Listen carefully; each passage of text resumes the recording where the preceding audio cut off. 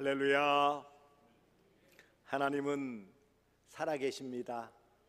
살아계신 우리 아버지 하나님의 무궁하신 사랑과 측량할 수 없는 은혜가 여러분 삶에 늘 함께 하시기를 축복합니다. 요즘 젊은이들 사이에 유행하는 단어가 있습니다. 쉼포족 들어보셨습니까? 쉰다라는 거예요. 휴식을 말하는 거고, 포기한다라는 거예요. 요즘 20, 30대는 쉼을 포기하는 세대예요. 왜냐하면 치열한 경쟁에서 살아남고 번듯한 직장을 다녀야 되고 자기 어떤 목적을 이루기 위해서 쉼도 휴식도 포기하고 자기 개발이나 심지어는 투잡이라고 그러죠. 또 다른 부업을 해야 돼서 그래야 겨우 살아갈 수 있고 자기 희망을 이어갈 수 있기 때문에 쉼을 포기하는 치열한 경쟁 속에서 살아간다라는 그런 표현으로 요즘 20, 30대 사이에서는 쉼포족이라는 말이 유행한다라는 거예요. 그만큼 어렵게 치열하게 살아가는 시대입니다. 어디 20, 30대 뿐이겠습니까? 전 세대를 다 거쳐서 마찬가지입니다. 어리면 어린 대로, 나이가 많으면 나이가 많은 대로 평안이 쉽게 우리 마음에 자리 잡기 어렵습니다. 오늘 본문 제가 봉독한 이사야 9장 6절 말씀 보시면 이는 한 아기가 우리에게 낳고 한 아들을 우리에게 주신 바 되었는데 이 아기, 아들, 히브리어로 벤이라고 해요. 벤. 이 아들을 우리에게 주셨다 그랬어요. 그런데 이 아들이 어떤 아들이냐? 어깨에 정사, 곧 통치하는 지배력인 왕권을 가지신 분이셨고, 근데 그분의 이름, 그 특징이 뭐냐? 기묘자라 모사라. 이 말은 합쳐서도 말할 수 있는데 기묘한 모사, 아주 기가 막힌 모사, 지혜로운 분이다. 또 전능하신 하나님, 가장 잘 드러내는 전능하신 능력 있으신 하나님, 신성을 나타냈고요. 영존하시는 아버지, 그분의 영원성 나타냈고 불변성을 나타냈고 가장 중요한 평강의 왕이라. 왕이긴 왕인데 평강, 화평을 주시러 오신 그런 진정한 왕이시다라는 거예요. 여러분, 세상의 왕들은 백성들에게 다 평화를 줍니까 안 줍니까? 물론 전쟁에 나가 승리해서 잠시의 평화를 주지만 많은 경우에는 뭐예요? 불안하게 만들어요. 그렇기 때문에 지금 이사야 선지자를 통해 이 말씀이 주어졌을 때 당시에 여러 국내외적인 상황은 밖으로는 아수르라는 아주 강한 나라, 못된 나라가 지금 이스라엘을 괴롭히고 있고요. 내부적으로는 왕이 정치를 잘못해가지고 백성들이 힘들어하고 있고요. 신앙적으로는 하나님과 멀리 떨어져서 우상 숭배를 하고 불순종의 삶을 살아가고 있던, 한마디로 말하면 엉망진창인 불안정한 시대에 살고 있었던, 그래서 희망이라고는 찾아볼 수 없는 캄캄한 어두운 그런 상황에서 하나님이 소망의 말씀으로 주셨다. 지난 주일 앞서 있는 9장 2절의 말씀, 소망의 빛을 비춰주셨다. 그래서 소망을 주시기 위해서 주님이 오셨다라고 말씀하셨어요. 그런데 그 소망의 주님이 또 어떤 분이시냐면 평안, 평강, 화평을 주시러 오신 분이시다라는 거예요. 왜요? 그 당시나 지금이나 주님 오실 때까지 모든 시대에 걸쳐 모든 사람들에게는 참 평안이 없기 때문입니다. 이 시대, 지금은 평화가 없는 시대예요. 전쟁 중이거나 휴전 중이죠. 지금도 보세요. 우크라이나 러시아 전쟁이 3년 넘게 계속 진행되고 있어요. 계속 지금은 뭐예요? 미사일 쏘고 드론이 왔다 갔다 하고. 그뿐인 줄 아세요? 동남아시아에서도 우리라고 질세냐? 태국하고 캄보디아가 지금 한판 붙고 있어요.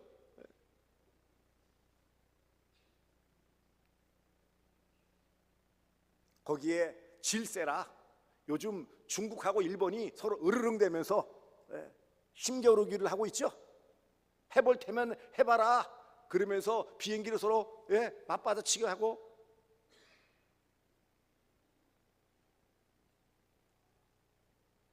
트럼프가 제일 강한 나라니까 내가 나서서 다 중지하면 끝나. 다 허풍이죠. 끝났어요, 안 끝났어요? 하나도 안 끝났어요. 뭐 이 이스라엘과 팔레스타인 하마스 전쟁 끝냈다라고 나 평화상 받아야 되는데 하면서 표정을 짓지만 끝났어요? 그렇게 말하는 우리나라도 아직은 휴전 중에 있는, 전쟁을 잠깐 멈추어 따라가면서 시간이 흘렀을 뿐 아직 완전 종전, 전쟁을 끝난 나라가 아니에요. 우리나라를 세상에 바라볼 때 아직 전쟁 중이다가 잠깐 휴전하여서 전쟁을 잠깐 멈춘 나라, 그렇게 생각하지 우리나라가 이제 평화로운 나라라고 생각을 안 하는 거예요. 우리만 착각을 하죠. 불안한 시대예요. 아까 쉼표족이라고 그랬잖아요. 앞날을 생각하면 불안하기 때문에 뭔가라도 좀 내가 준비하고 뭔가 열심히 뛰어다녀야 되겠다는 생각에 휴식도 쉼도 포기해버리는 거예요. 그러다가 아예 지치면 어떻게 되는지 아십니까? 직장 얻을 생각 안 하고 뭐 해요? 아예 쉼족이 돼버려요. 아무것도 안 하는 거예요. 평안이 없습니다. 경제적으로, 정치적으로 불안정해요. 사회 전반에 걸쳐서 갈등과 분열이 계속 우주처럼 툭툭툭 튀어나와요. 뉴스만 틀면 싸움박질하는 모습만 보여요. 뉴스만 틀면 경제가 어렵고 내년에는 더 어렵다라는 말만 해요. 환율이 불안정하다. 우리나라 이 국고의 달러가 보유율이 점점 불안정하다. 잘못하면 IMF가 경고를 주고 있다. 뭐 이런 소리만 하고 있어요.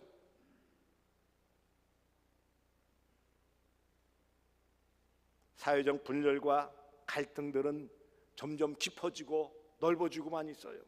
그러니 소시민인 우리들은 늘 어때요? 이리 치고 저리 치여서 불안과 염려와 근심과 걱정 때문에 발을 쭉 뻗고 자기 힘든 그런 우리의 삶의 모습 아닙니까? 여기에 우리의 갈등이 있어요. 믿는다며, 하나님을 믿는다며, 하나님을 의지한다며, 그러면은 마음의 평안을 얻고 다리를 쭉 뻗고 대자로 누워 자야 될 터인데 점점점 오그라드는 우리의 모습은 뭐예요? 우리의 신앙으로, 우리의 믿음으로 이런 불안을 잘 극복하고 어떤 상황에서도 담대하게 의연하게 살아가야 되는 우리의 모습인데 그렇지 못한 나의 모습은 뭡니까? 나름 신앙생활하고 말씀 붙잡고 살고 기도로 하나님께 맡긴다라고 하는데 자꾸 우리 뒤 등어리는 왜 허전합니까? 서늘합니까?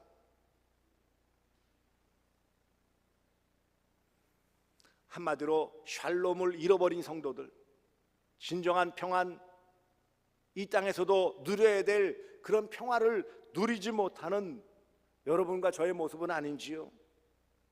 가만히 보니까 어정쩡한 그런 우리의 모습이에요. 그렇다고 완전히 믿음으로서 초연하게 살아가는 것도 아니고, 그렇다고 믿는다고 하니까 또 세상 사람처럼 좀 오두방정 떨며 살 수도 없고, 그러니 이게 이러지도 못하고 저러지도 못하는 어정쩡하다는 표현을 쓰고 싶어요. 한마디로 말하면 우리가 믿음으로 살아간다고 하지만 여전히 평강은 우리의 노력으로 얻어지는 게 아니라는 것을 알 수 있어요. 진정한 평안, 평화, 화평은 어떻게 얻어진다고요? 오늘 본문 말씀에서 그 답이 주어지고 있습니다. 평강의 왕, 이 땅에 진정한 평안을 주시고 모든 사람들에게 진정한 샬롬, 평강을 주시는 예수가 오셔서 우리에게 그 평안을 주실 때 진짜 평안, 평화를 누릴 수 있다라는 것을 말씀합니다. 여러분, 세상이 말하는 평화가 뭘까요? 갈등, 분열, 분쟁이 사라지고 잠정적인 휴전 상태, 그냥 멎는 것, 그게 그냥 싸움박질이 잠깐 멎은 상태, 이거를 평화라고 생각한다고요. 전쟁이 나다가 싸움이 잠시 멎으면요, 유엔에서 뭐를 파견한 줄 아십니까? 평화유지군 들어보셨습니까? 평화유지군을 보낸대. 그럼 평화유지군 보내면 평화예요? 평화유지군 보내가지고 평화롭게 지낸 나라가 있습니까? 없습니까?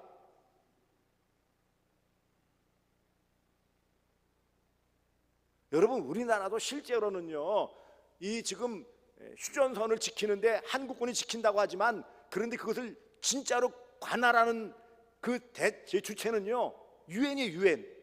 유엔군이 대표로 보내고 있어요. 물론 그 대표가 미군이 되어지지만 미군을 중심으로 한 유엔군이 사실은 관할하고 있어요.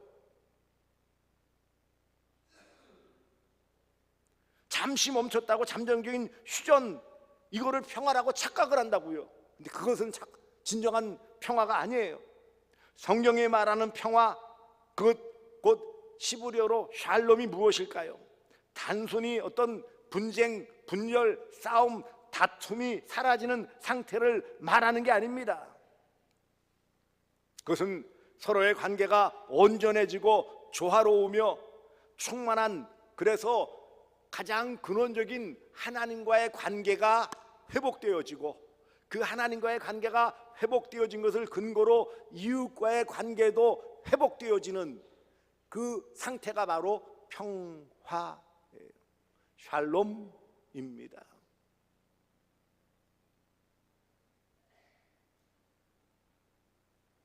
그러니 우리가 바라보는 여러 가지 평화라는 것은 어찌 보면 잠깐 누리고 싶은 그런 평화일 뿐이에요. 진정한 평화, 어떤 상황과 환경 속에서도 하나님이 주시는 참 평화를 누리지 못하기 때문에 어떤 상황과 환경 속에서 우리는 들썩들썩거리고 좌불안석 어쩔 줄 모르는 이런 연약한 모습을 보이는 것입니다. 이런 불쌍한 인생을 위해 하나님께서 여기 한 아기를 우리에게 보내주셨다. 한 아들, 평강의 왕을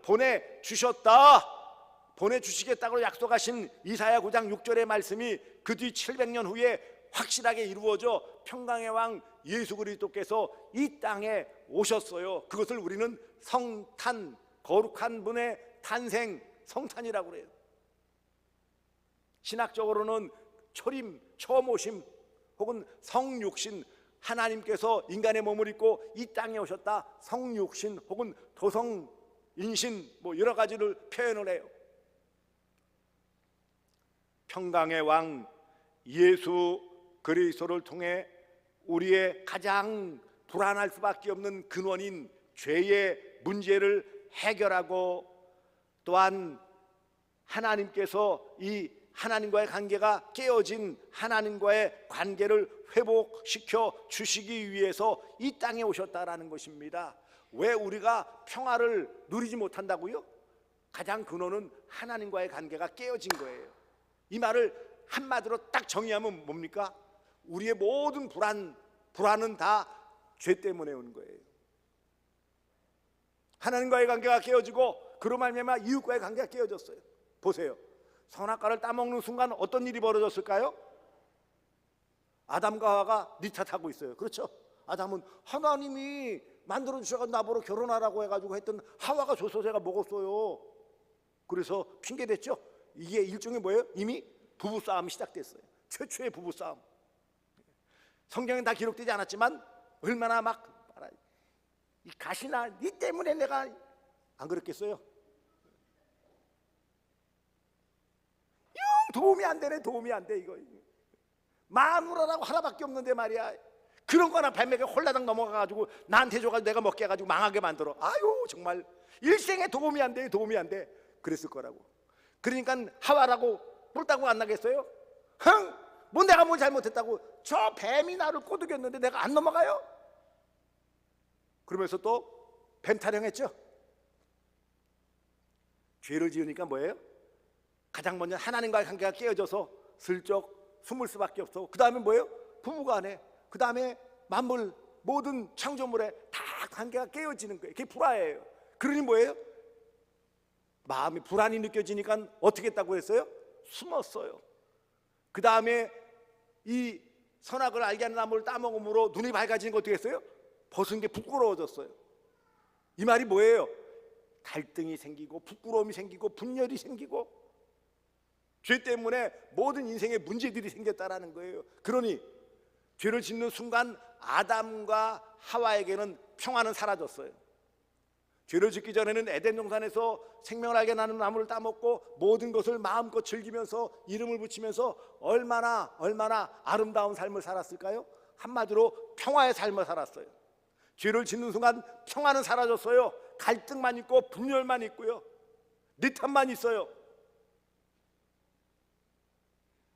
이 문제를 해결해 주시기 위해서 진정한 평안의 회복, 죄를 짓기 전에 에덴 동산에서 아담과 하와가 누렸던 그 진정한 평화를 주시기 위해서 그 죄의 문제를 해결하셔야 되는데, 그러기 위해서는 어떻게 해요?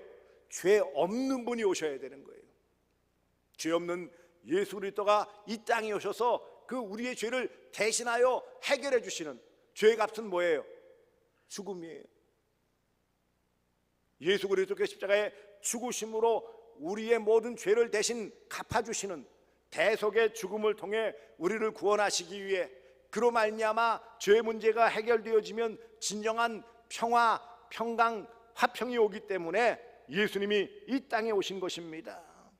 진정한 평안, 하나님과의 관계 회복이니 이 진정한 하나님과의 관계 회복을 위해 예수께서 화목제물이 되셔서 이 땅에 오신 거예요. 화목제물이 뭐예요? 하나님과 우리 사이에 뭐예요? 화목케 하기 위해서 제물이 되신 거예요. 그러기 위해서 뭐라고요? 오셨어요. 한 아들을, 한 아기를 우리에게 낳게 하고 한 아들 우리에게 주셨다. 그분이 평강의 왕이다, 평화롭게 하기 위해서 이 땅에 보내주신 진정한 왕이다 라고 말씀해 주시는 것입니다. 평강의 왕 예수 그리스도의 오심, 놀라운 은혜입니다. 이분이 어떤 분이냐? 오늘 6절에 그분의 정체성을, 그분이 하나님과 우리 사이를 화목케 하심을 통해 진정한 평화를 주시기 위해서 어떤 분으로 오셨느냐 하는 것을 여기 말씀하세요. 기묘자라 모사라 그랬어요. 기묘자라 모사 두 단어로 되는 것 같지만 또 한편으로 묶어서 한 의미로 볼 수 있어요. 이 말은 놀라우신 지혜자다 이렇게 말씀하세요. 놀라우신 지혜자,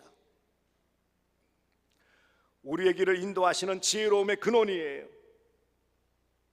예수님께서 뭐라고 말씀하셨어요? 내가 곧 길이요 진리요 생명이니 나로 말미암지 않고는 아버지께로 올 자가 없느니라. 예수님만이 참 진리의 길이에요. 내가 진리다. 그러므로 예수님만이 진정한 기묘자라 모사라 놀라우신 조언자이시고 놀라우신 지혜자이시고 놀라우신 위로자예요. 이것이 나중에 뭐가 되어집니까? 보혜사. 신약적으로는 뭐예요? 보혜사. 예수님은 그래서 뭐예요? 이 놀라우신 이 기묘자 모사, 이 말은 결국은 이 보혜사라는 의미와 일맥상통하는 것입니다. 오셔서 우리 인생의 문제를 진정으로 해결해 주실 분, 참 평안의 길을 열어주시는 분, 그 말이 여기에 기묘자라 모사라, 기묘하신 놀라우신 조언자라, 그 다음에는 뭡니까? 전능하신 하나님이시라 그랬어요. 평화를 주실 수 있는 능력. 여러분, 마음만 있어도 능력이 없으면 아무 의미가 없어요. 그래 안 그래요? 아이고 어떡하니, 마음만 있다고 해서 못 도와주면은요 아무 소용이 없어요. 평화를 주고 싶은데 능력이 없어요. 소용이 없어요. 그런데 전능하시다라는 말은 능하신 분이세요. 평강의 왕으로 오신 예수님은 진정한 평화를 주실 수 있는 충분한 능력을 가신 그런 능력의 하나님이심을 말씀하고 있습니다. 평화를 강제로라도 선물하실 수 있는 놀라우신 분, 이분의 신성 전능하심을 잘 드러내는 것입니다. 마음 먹으면 해결하시는 분이세요. 계획하시면 반드시 이루시는 분이세요. 그러니 그분은 우리에게 참 평안을 확실하게 주실 수 있다라는 거예요. 영존하시는 아버지이시다. 이 말의 아버지는 뭐예요? 성부 하나님과 하나이시다라는 것을 드러내시고, 영존은 영원히 존재하시는 분이에요. 우리를 영원히 돌보실 수 있는 그런 영존하시는 분이세요. 그분은 우리에게 평화를 주시는데 잠시 주시는 평화가 아닙니다. 찔끔 주고 맛보기로 주시는 분이 아니라는 거예요. 평화를 전능하신 그 하나님께서 평화를 주실 때 영존하신다는 의미는 뭐예요? 영원토록 우리와 함께 가심을 통해 이 평화를 보장해 주시는 분.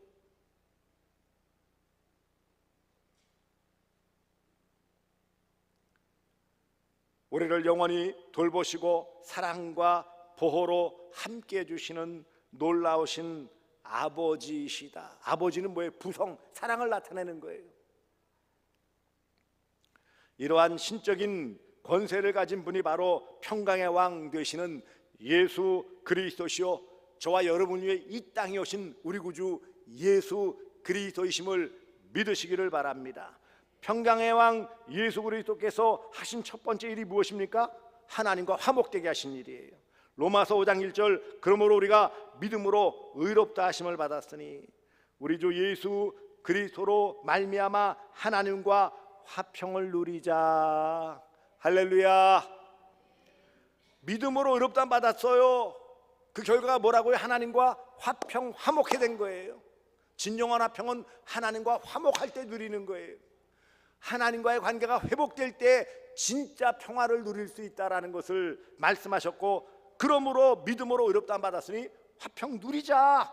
누려야 한다. 누렸다. 이것을 거듭 말씀하고 있는 것입니다. 그래서 첫 번째로 하신 일이 하나님과의 관계를 화목케 하신 일이었어요.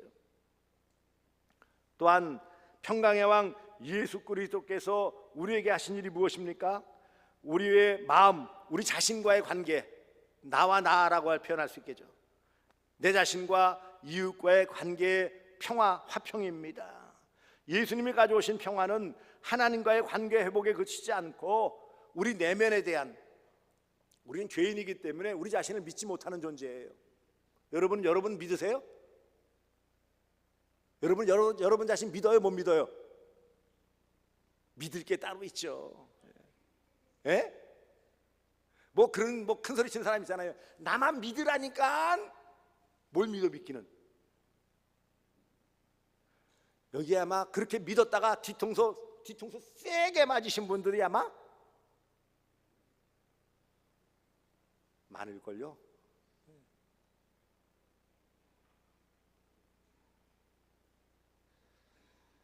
예수님이 가지고 오신 평화는 하나님과의 관계 회복에 기반되어져서 먼저 뭐예요?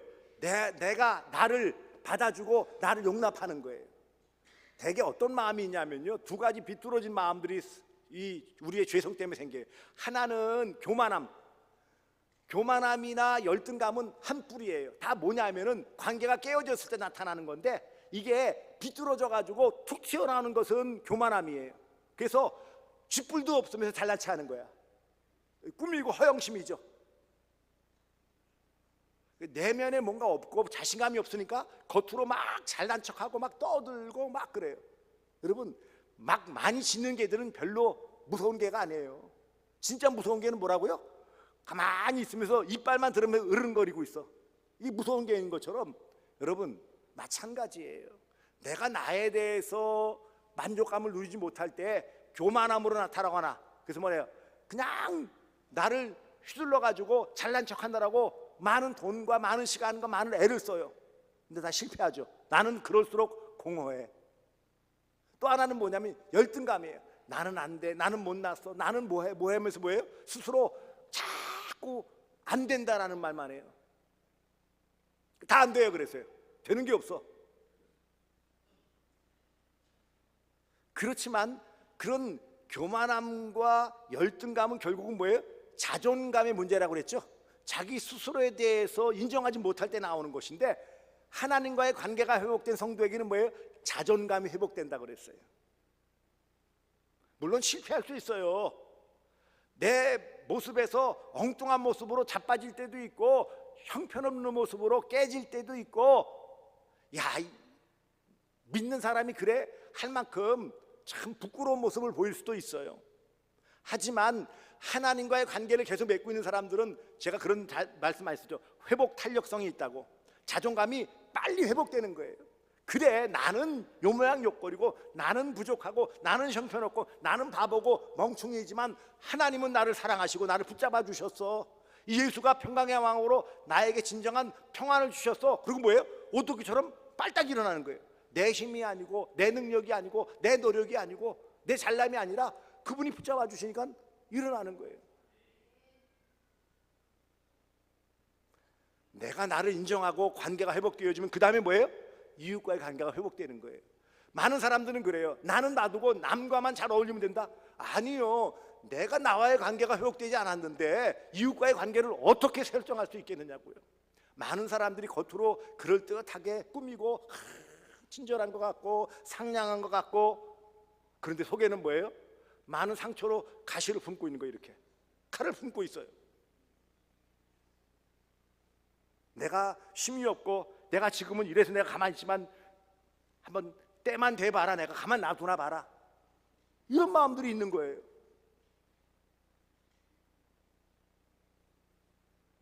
그러니 하나님과의 관계가 회복된 다음에 두 번째 회복은 내 안에 내가 회복되어져야 돼요. 그래서 이런 육적인 부분에서, 정적인 정신적인 부분에서, 영적인 부분에서 이 전인격적인 회복이 나타나야 그래 뭐예요? 하나님 앞에서 진짜 회복, 그래서 뭐예요? 평안을 누릴 수 있어요. 내가 스스로 평안을 누리고 하나님과 관계가 회복되어진 가운데 내가 회복되어져서 내가 화평함을 누려야 뭐예요? 그 화평함이 남과의 관계에서 이루어질 수 있는 거예요. 내가 불안정한데 누구와 관계를 맺을 수 있겠어요? 다 가짜죠. 그러니까 다 위선이고 가면을 쓰는 거예요.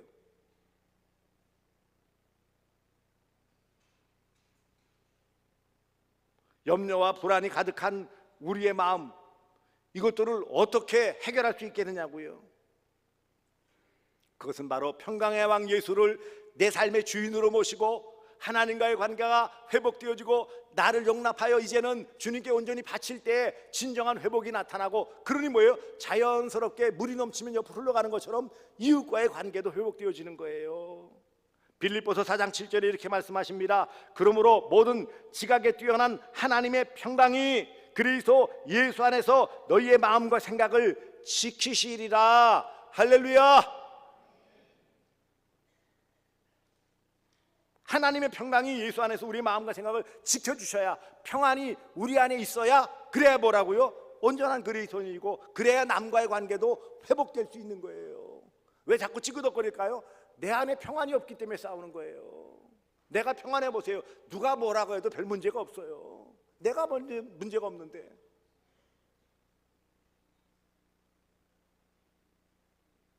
염려와 불안이 가득한 우리의 마음이 평강의 왕 예수 그리스도를 내 마음에 모셔 내 삶의 보좌, 가장 중요한 마음의 보좌에 모셔드리면 그분이 나의 모든 삶을 다 주관하시는 거예요. 그분이 나의 모든 삶의 영역도 주관하시는 거예요. 내 직장일이나 가정일이나 신앙생활이나 인간관계나 모든 것에 그분이 내 삶을 주관하시기 때문에 뭐예요? 다 화평한 관계를 누릴 수 있어요.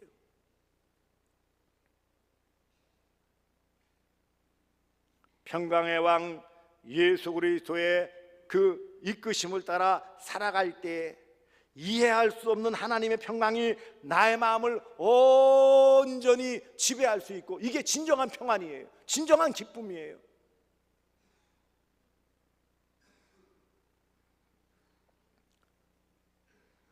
그러므로 평강의 왕 예수 그리스도, 진정한 평안을 주실 수 있고 그 평안을 영원히 유지시켜 주실 수 있는 예수 그리스도를 마음의 구주로 영접하시기를 바랍니다. 영접하는 자, 곧 그 이름을 믿는 자들에게는 하나님의 자녀가 되는 권세를 주셨으니, 하나님의 자녀라는 권세가 뭐예요? 진짜 평안을 누리고 평강을 누리고 나눌 수 있는 권세를 말하는 거예요.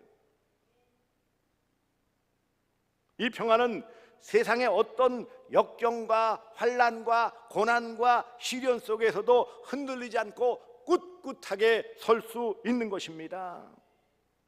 그러므로 여러분, 이 평강의 왕 예수 그리스도 주시는 진정한 평안, 영원한 평안을 누리기 위해서는 어떻게 됩니까? 첫째 예수님을 내 마음에 모셔야 돼요. 평강의 왕 예수가 내 안에 있으면 돼요. 내 안에. 나는 만들어낼 능력이 없으니까 평강의 진짜 근원자이신 예수님을 내 마음에 모시면 돼요. 예수 그리스도를 나의 삶의 보좌에 진심으로 모셔드려야 돼요. 그래서 영접이라고 그랬어요.